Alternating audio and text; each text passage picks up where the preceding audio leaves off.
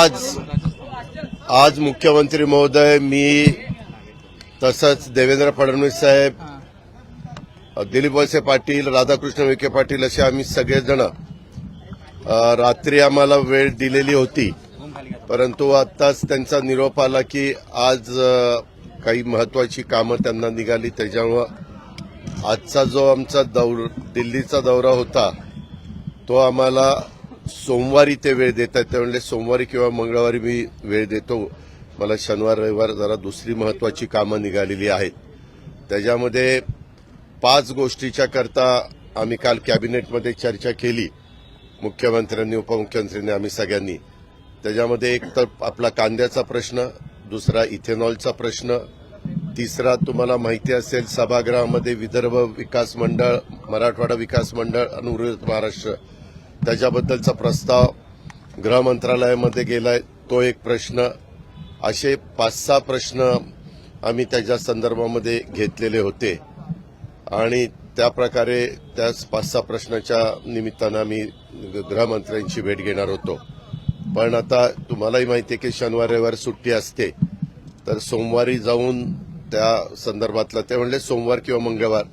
आम्ही त्यांना म्हणालो की जास्त करून सोमवारी झालं तर बरं होईल, म्हणजे आम्हाला जास्त ते सोयीचं होईल. तर ते म्हणले ठीक आहे, सोमवारी वेळ देण्याचा मी हे करतो, वेळ देण्याचं काम करतो. अशा पद्धतीनं ते झालेलं आहे. त्याच्यामुळे आज आमचा ते दिल्लीचा जो काही दौरा होता तो दौरा आता ह्या गोष्टीमुळं आम्ही पुढे ढकललेला आहे. बाकीच्या बाबतीतली कामं तर काल जवळपास 26 ते 27 विषय कॅबिनेटमध्ये घेतले गेले. बहुतेक तुम्हाला माहिती आहे की 4थं महिला धोरण आपण ह्या राज्यामध्ये लागू केलेलं आहे. फार विचारांती केलेलं आहे. पहिलं 94 आलं होतं, दुसरं 2004 आलं होतं, तिसरं 2014 आलं होतं आणि चौथं आपलं आता 2023 आलेलं आहे. त्याच्याबद्दल त्या खात्याच्या मंत्री आदिती तटकरे सभागृहाला पण अवगत करतील. पण त्याच्यात खूप चांगल्या चांगल्या गोष्टी राज्य सरकारने घेण्याचा निर्णय घेतलेला आहे आणि इतर पण अनेक महत्वाचे विषय हे कॅबिनेटच्या निमित्तानं त्याला मान्यता देण्यात आलेली आहे. छत्रपती संभाजीनगरमध्ये आज विद्यापीठ बंदचा निर्णय घेण्यात आलाय. ज्या पद्धतीचं वक्तव्य तुमचं झालं हे का, मी त्याच्यामध्ये मागच सांगितलं, पुन्हा पुन्हा ते उकरून काढू नका. त्याच्यात काय फक्त काय दिवे लावणार एवढाच शब्द गेला, तो रेकॉर्डला आलेलाच नाही. आपणच त्या पद्धतीनं सांगितलं, कारण मी बसून बोललो का काय आता मला आठवत नाही, परंतु मी रेकॉर्डला बघितलं तर रेकॉर्डला ते शब्दच आला नाही. तरी देखील मी दिलगिरी व्यक्त केली. त्याच्या संदर्भात मी माझी भूमिका स्पष्ट मांडली.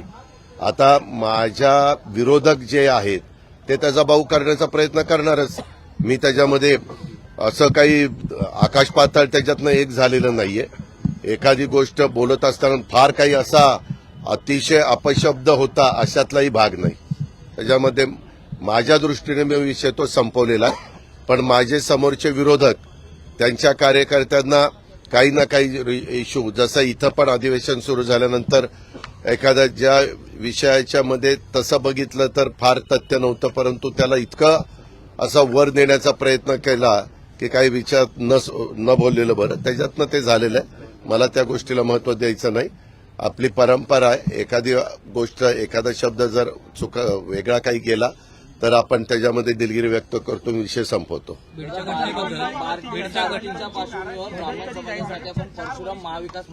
काल तशा प्रकारे मुख्यमंत्र्यांनी 4-5 बैठका ज्या महत्वाच्या घेतल्या, एक धनगर समाजाच्या संदर्भामध्ये झाली, आपण म्हणताय त्या एक घटकाच्या करता झाली, दुधाच्या संदर्भामध्ये, अशा अनेक प्रकारच्या मीटिंग मुख्यमंत्री महोदयांनी घेतलेल्या होत्या आणि त्याच्यामध्ये बहुतेक निर्णय त्यांनी सकारात्मक घेऊन चीफ सेक्रेटरीला सूचना दिलेल्या आहेत.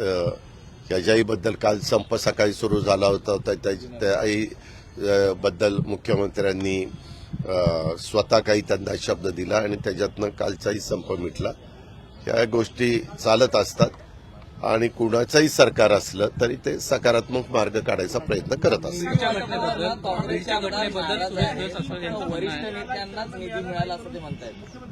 नाही, त्यांनी कुणाला काय करायचं तो त्यांचा अधिकार आहे.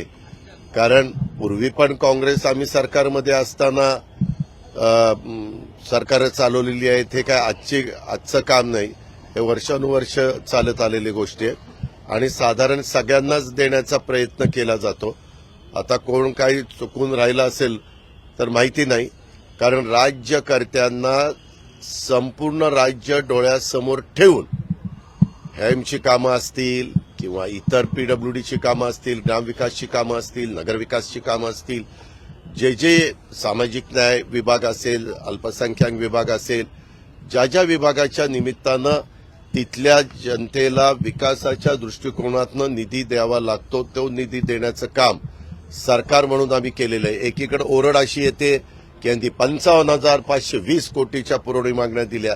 मी त्याच्याबद्दल पण सुतवाची विधान परिषदेमध्ये त्या ठिकाणी केलं किंवा हेही कारणं त्याच्यामध्ये होती आणि त्याच्यामुळे 55,520 कोटीचं पुरवणी मागण्या सादर कराव्या लागल्या.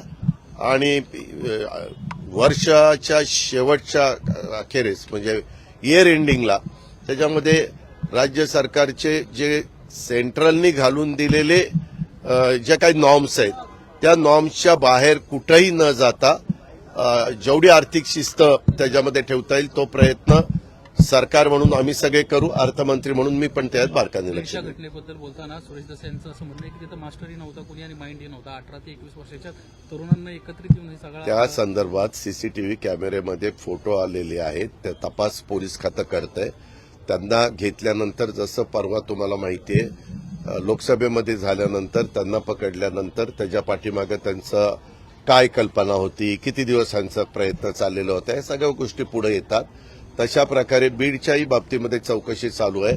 माझं स्वतः गृहमंत्र्यांशी पण बोलणं झालेलं आहे किंवा ह्याच्यात कुठल्याही प्रकारे काय नक्की घडलेलं आहे, कुणामुळे हा एवढा उद्रेक झालेला आहे. ठराविकच घरं डोळ्यासमोर ठेवून, ठराविकच हॉटेल डोळ्यासमोर ठेवून, पक्षाचे कार्यालय डोळ्यासमोर ठेवून हे करण्यात आलेलं आहे. हे नक्की कुणाचा मास्टर माइंड आहे.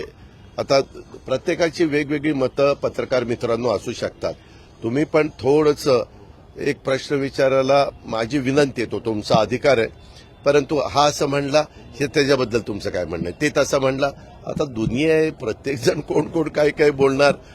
त्यातल्या त्यात जे महत्वाचे लोक आहेत की ज्यांच्या बोलण्यानी एक लोक चर्चा करतात किंवा तुम्हाला पण डोक्यामध्ये संभ्रम निर्माण होतो, तेवढ्या पुरतं उत्तर दिलं तर ठीक आहे.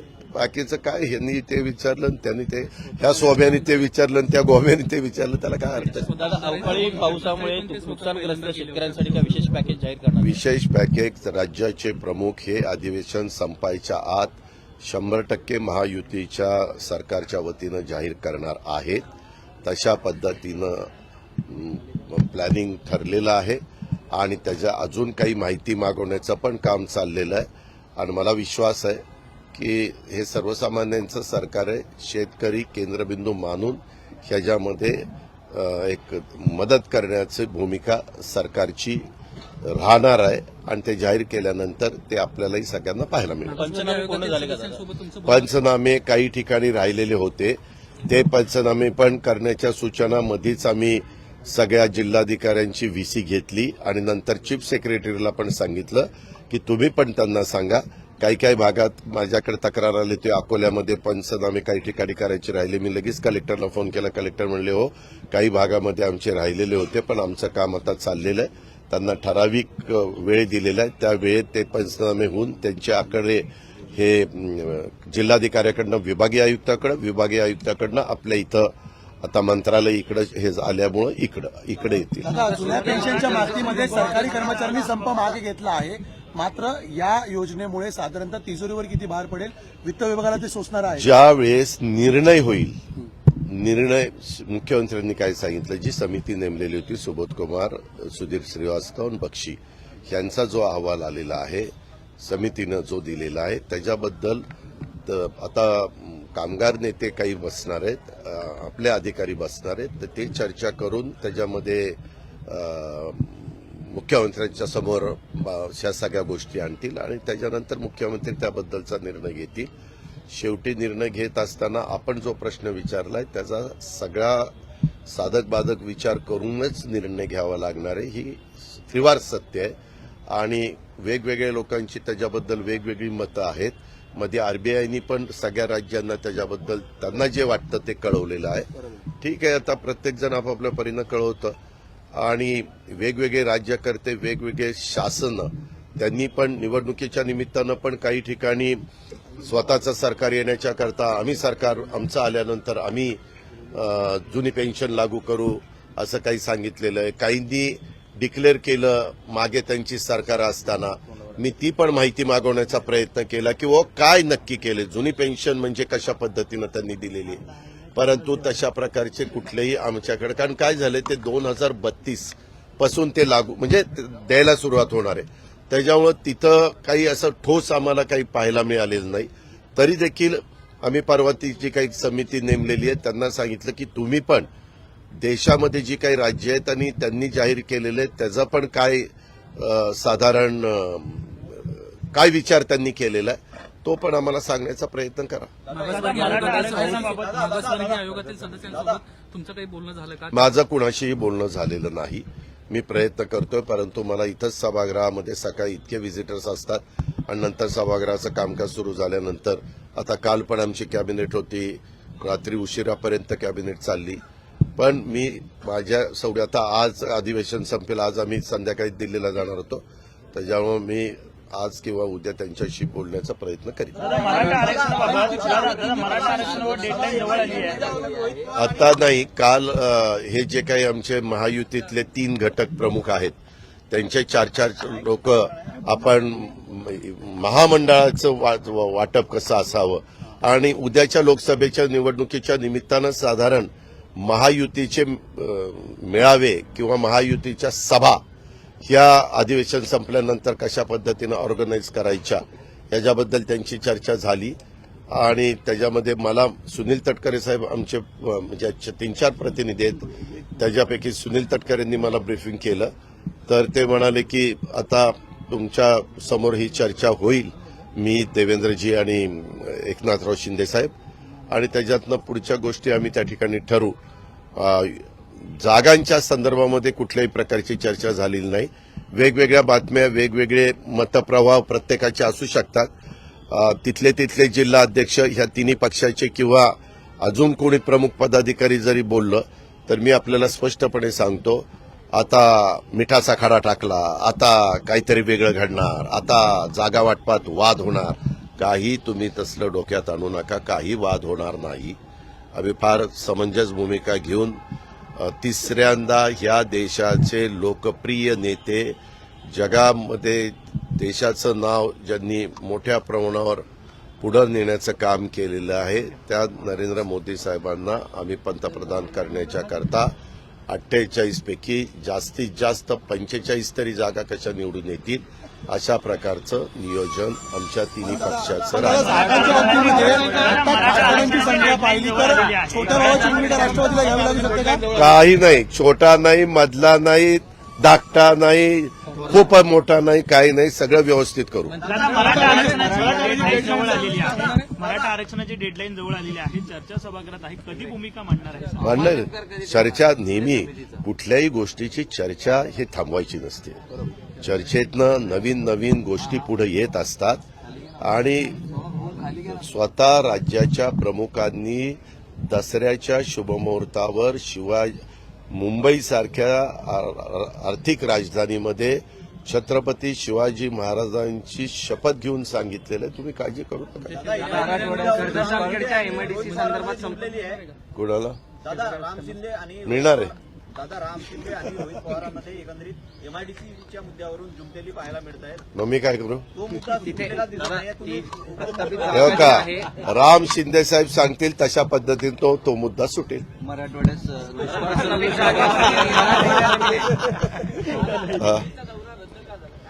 दिल्लीचा दौरा अमित शहा साहेबांना अतिशय ते देशाचं महत्वाची भूमिका त्यांना सगळी बजावावी लागती. त्याच्याकरता आज म्हणजे आम्ही गेल्यानंतर सुट्टी, शनिवार रविवार सुट्टी आहे. आम्ही गेल्यावर समजा काम ज्यांच्याकडे असतं ते अधिकारी सुट्टीच्या निमित्तानं कुठं बाहेर गेले असतील फिरायला, जसं आपण पेज प्रकल्प, ताडोबा वगैरे कुठं जाता, ऐक रे बाबा, तशा पद्धतीनं अधिकारी नाही सापडले तर अडचण येते. त्याच्यामुळं सोमवारी बोलवलंय का तर सोमवारी 100% अधिकारी सापडतील आणि कामाचा निपटारा होईल. त्याकरता सांगितलं. ज्या ठिकाणी प्रस्तावित जामखेडची जी एमआयडीसी आहे ज्या ठिकाणी प्रस्तावित होती त्या ठिकाणी नीरव मोदीची जमीन आहे आणि त्याच ठिकाणी रोहित पवार आग्रह नीरव मोदी गेला तिकडे कुठं निघून, तुम्ही काही काळजी करू नका. आता तो इथं येण्याची परिस्थिती फार कमी आहे आणि आला तर त्याच्यावर रितसर कारवाई होईल. त्याच्यावर कुणाची काय जमीन असे ना, आपण ते सगळं नियमाच्या चौकटीमध्ये बसून एमआयडीसी करून तिथं तरुणांना तरुणींना रोजगार कसा मिळेल आणि गुंतवणूक कशी होईल याबद्दलचा प्रयत्न महायुतीचा चाललेला आहे. आणि त्याच्यात आमचे तिथले सहकारी महायुतीचे आमदार राम शिंदे अतिशय बारकाईनं प्रयत्नशील आहेत.